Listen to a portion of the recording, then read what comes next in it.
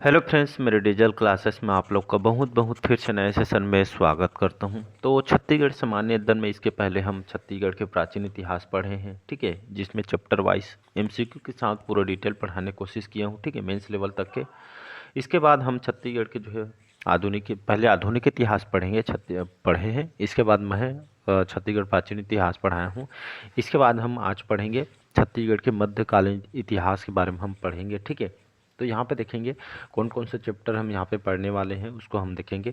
ये आपके आने वाले सभी एग्जाम के लिए, चाहे आप पीएससी की तैयारी कर रहे हैं, ठीक है, पीएससी प्री हो गया, एसआई, पुलिस कांस्टेबल, व्यापम, जो भी छत्तीसगढ़ के शिक्षा कर्मी भर्ती वगैरह के साथ लगभग छत्तीसगढ़ से मान्य लगभग सब में आपको पढ़ना पड़ेगा, क्योंकि जो सिलेबस वगैरह आपको लगभग सेम होता है सभी एग्जाम में। तो यहाँ पे देखेंगे तो छत्तीसगढ़ मिडिवल हिस्ट्री में हम कौन कौन से चैप्टर पढ़ेंगे यहाँ पे। तो छत्तीसगढ़ मध्यकालीन इतिहास में जो हम पढ़ेंगे यहाँ पे, ये आपका रतनपुर, ठीक है, रतनपुर के कलचुरी शासक के बारे में पढ़ेंगे।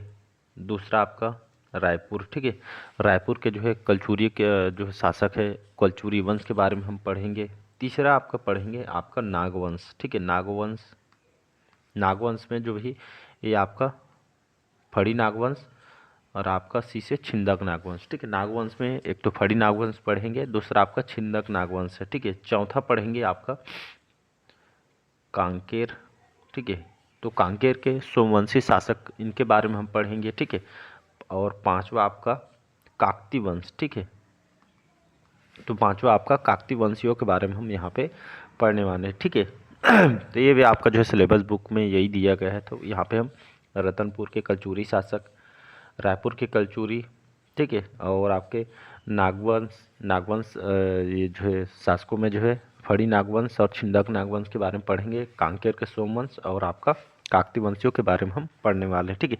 सभी क्वेश्चन यहाँ पे बता दूं कि जो है एमसीक्यू फॉर्म में है और पूरा डिटेल पढ़ाने की कोशिश करूंगा मैं, ठीक है, जिससे जो यहाँ पे जो है मतलब सभी एक बार जो है जैसे चैप्टर खत्म होता है, आप कहीं पे प्रीवियस ईयर क्वेश्चन, खैर इसमें प्रीवियस ईयर क्वेश्चन भी मैं इसमें जो है मेंशन कर दिया हूँ, आपके मेंस में पूछे गए हैं, पीएससी व्यापम वनडे एग्जाम में भी क्वेश्चन पूछे गए हैं, ठीक है। तो साथ ही साथ कहीं पे टेस्ट सीरीज वगैरह लिए हों, मॉक टेस्ट लिए होंगे, तो वहाँ से भी आप क्वेश्चन लगा के देखिए कि जो है मैं पढ़ाया हूँ, जो पढ़ा रहा हूँ मैं, वो आपके काम का है कि नहीं, ये खुद से एनालिसिस करके देखिए, ये आप पे छोड़ता हूँ मैं, ठीक है। बाकी जो मैं कंटेंट तैयार करता हूँ लेटेस्ट पैटर्न पे है, जैसे एग्जाम में आजकल पूछे जा रहे हैं, ठीक है। चलिए स्टार्ट करते हैं सेशन को। बाकी और यहाँ पे जो है, यहाँ पे टेलीग्राम वगैरह से आप जो है जुड़ जाइएगा, ठीक है, वहाँ पे सारी अपडेट मैं कर देता हूँ, ठीक है। चलिए स्टार्ट करते हैं सेशन को। तो पहला क्वेश्चन देखते हैं, ठीक है, क्वेश्चन आया हुआ पीएससी मेंशन कर दिया गया है कि जो भोरम देव मंदिर का निर्माण किस शताब्दी में होना माना जाता है, या कौन से शताब्दी में निर्माण हुआ था, 11वीं, 14वीं, दूसरी या 5वीं। तो इसका जो आंसर हो जाएगा 11वीं, इसका जो है करेक्ट आंसर हो जाएगा। याद रखिएगा। तो भोरम देव मंदिर, ठीक है, ये जो है कवर्धा के जो फड़ी नागवंश लगभग 11वीं से 14वीं शताब्दी तक ये जो है शासनकाल रहा है फड़ी नागवंशियों के कवर्धा में। शासन क्षेत्र आपका कवर्धा रहा है, ठीक है, जिसके संस्थापक अहिराज हैं, ठीक है, यहाँ पे लिख रहा हूँ मैं। संस्थापक कौन है? अहिराज इसके संस्थापक है। इस वंश के अंत के समय में कलचुरियों का अधीन यहाँ पे जो है इन लोगों ने शासन किया था। तो इसका याद रखें। तो गोपाल देव, ठीक है, यहाँ पे भोरम देव मंदिर का निर्माण कौन से शताब्दी में हुआ? तो 11वीं शताब्दी में। गोपाल देव इन्होंने लगभग 11वीं शताब्दी या 1089, ठीक है, इस शताब्दी में या ईस्वी में जो है कवर्धा के छपरी ग्राम में भोरम मंदिर का जो है निर्माण कराया गया था।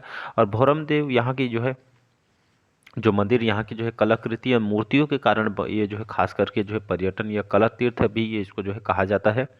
गोपाल देव ये जो है फड़ी नागवंश के शासक है, ये इनके जो सहयोगी थे लक्ष्मण देव राय, इनके सहयोग से मिल के बनाया गया था। भोरम देव जो है एक चंदेल वंशी खजुराहो मंदिर के समान होने के कारण इसको छत्तीसगढ़ को जो है खजुराहो कहा जाता है। एमपी में आप सुने होंगे भोरम मंदिर, ठीक, लगभग सेम होने के कारण इसको जो है संज्ञा दी गई है।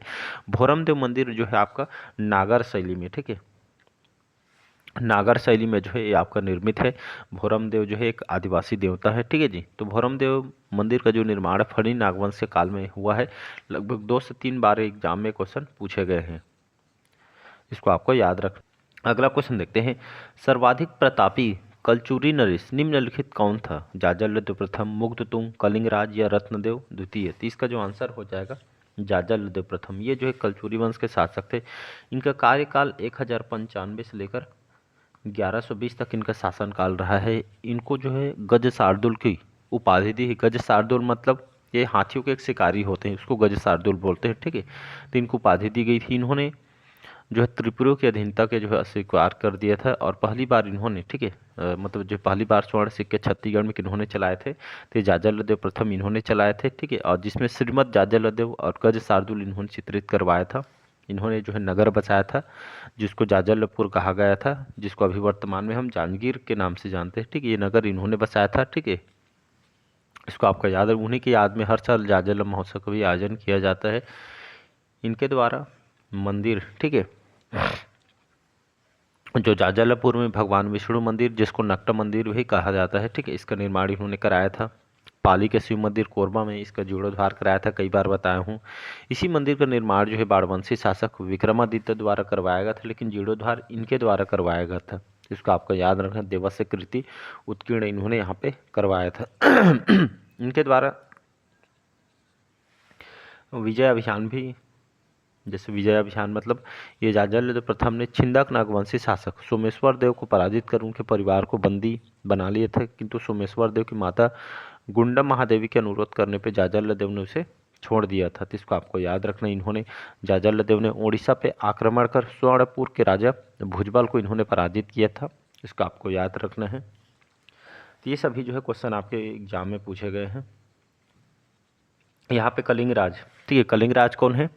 तो ये जो है छत्तीसगढ़ में कलचुरी वंश के वास्तविक संस्थापक कहा जाता है इनको।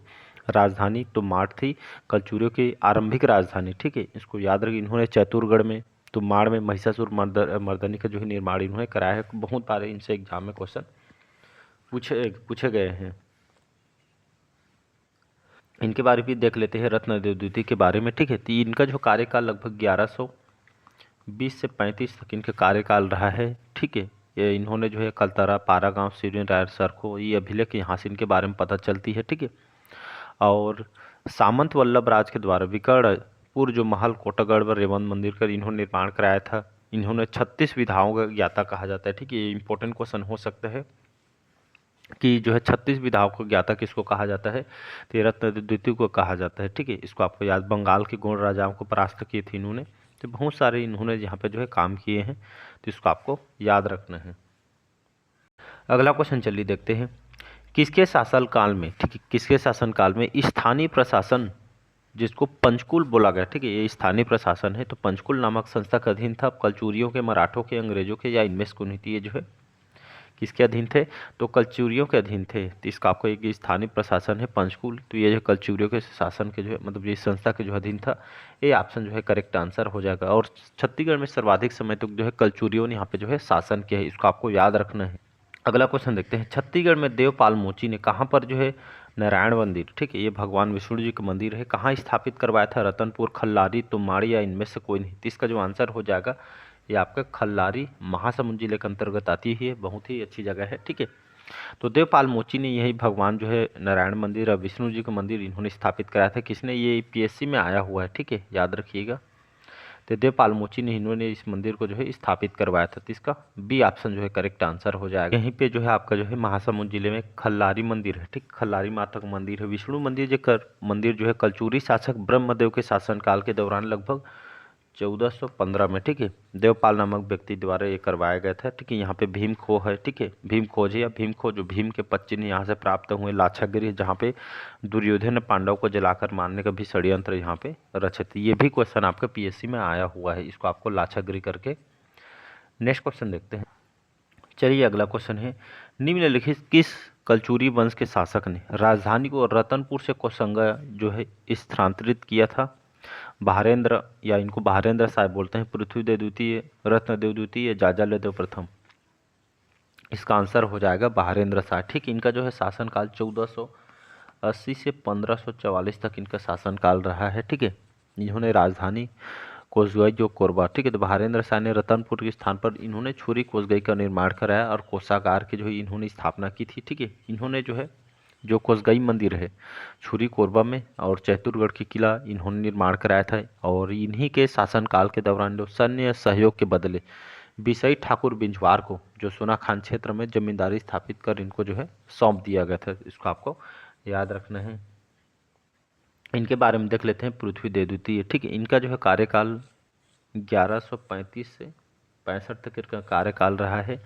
इनके मतलब जो है जो सेनापति थे जगत पाल, इन्होंने विलासतुंग द्वारा स्थापित राजीव लोचन मंदिर का जो जीर्णोद्धार इन्होंने कराया था, ठीक है। और इनके बारे में जो है जानकारी कहाँ से प्राप्त होती है पृथ्वी द्वितीय के बारे में, तो राजिम अभिलेख, ठीक है, यहाँ पे जो है इनके बारे में पता चलता है, ठीक है। और सर्वाधिक अभिलेख प्राप्त हो इन्हीं के, जिनके 13 इनके अभिलेख यहाँ से भी जो है प्राप्त हुए, ठीक है। इनके शासनकाल में ही रतनपुर किले का निर्माण किया, जिसे गज किला के नाम से जो जाना जाता है, जिसमें रावण की ऐसी मूर्ति है जहाँ पे स्वयं सिर काट रहा है, ठीक है। इनके शासनकाल में जो है रतनपुर को खड़ग या तालाब का निर्माण कराया गया था। इनके सामंत वल्लभ राज ने खारंग झील का निर्माण कराया था। इसको आपको याद रखना है, ठीक है जी। तो ये बहुत सारे इनसे क्वेश्चन आपसे पूछे जाते हैं, इसको आपको याद रखना है। और यहाँ पे चलिए अगला क्वेश्चन देखते हैं। काव्य एवं तर्कशास्त्र के जो विद्वान पंडित शशिधर को निम्नलिखित किस वंश के शासकों ने संरक्षण प्रदान किया था? कलचुरी, सोम, मौर्य या गुप्त वंश? तो इसका जो आंसर हो जाएगा, तो यहाँ पे इसका जो आंसर हो जाएगा आपका कलचुरी वंश हो जाएगा, ठीक है। तो ये आपका जो है जो प्रसिद्ध जो है काव्य एवं तर्कशास्त्र विद्वान शशिधर, ये जो है कलचुरी वंश के जो है संरक्षण यहाँ पे इनको प्रदान हुआ था। चलिए नेक्स्ट क्वेश्चन देखते हैं। नागवंशियों के पतनोपरांत, कहने का मतलब है नागवंशी को जो है पतन के बाद, ठीक है, बस्तर में किस वंश की सत्ता यहाँ पे स्थापित हुई थी? छिंदक नागवंश, बाढ़ वंश, सोमवंश या काकती वंश? इनके बाद जो है नागवंशियों के बाद जो है काकती वंश ने, ठीक है, काकती वंश ने यहाँ पे जो है सत्ता स्थापित किया था। तो इसको आपको याद रखना है। शासनकाल लगभग 1324 से 1961 तक इनका जो है शासनकाल रहा है। तो बस्तर में सर्वाधिक लंबे समय तक शासन करने वाली वंश ये आपका काकती वंश है, ठीक है। और शासन क्षेत्र कहाँ हुआ करती थी? तो आपका बस्तर में, ठीक है। बस्तर में ये जो है इनका शासनकाल क्षेत्र रहा है। संस्थापक कौन है? तो आपके अन्नम देव, ये याद रखिएगा, अन्नम देव जो है काकती वंश के संस्थापक है। अंतिम शासक प्रवीर चंद्र भंसदेव है, इसको आपको याद रखना है, ठीक है। तो इसका जो है डी ऑप्शन जो है करेक्ट आंसर हो जाएगा। चलिए अगला क्वेश्चन है 8वां क्वेश्चन कि जो कलियार शाह किस सम्राट का समकालीन था? अकबर, जहांगीर, शाहजहां या औरंगजेब? तो इसका आंसर हो जाएगा जहांगीर, ठीक है। तो कलियार शाह इनका 1544 से 1581 तक इनका जो है शासनकाल रहा है, ठीक है। तो ये जो है मुगल जो शासक है जहांगीर ने इन्हें 8 वर्षों के लिए नज़रबंद करवा दिया गया था। और गोपल्ला गीत के अनुसार जो है तुझके जहांगीरी के अनुसार जो है जहांगीर के जो पुत्र थे परवेज कल्याण शाह को दिल्ली दरबार में लेके आए, और गोपाल राय नामक पहलवान ने कल्याण शाह को दिल्ली से मुक्त कराया गया था। इसको आपको याद रखना है। इनके द्वारा काम भी करवाए गए हैं, जैसे आपका जो है राजस्व सुधार में, जैसे इन्होंने राजस्व की जमाबंदी प्रणाली एवं गढ़ व्यवस्था की शुरुआत की इन्होंने।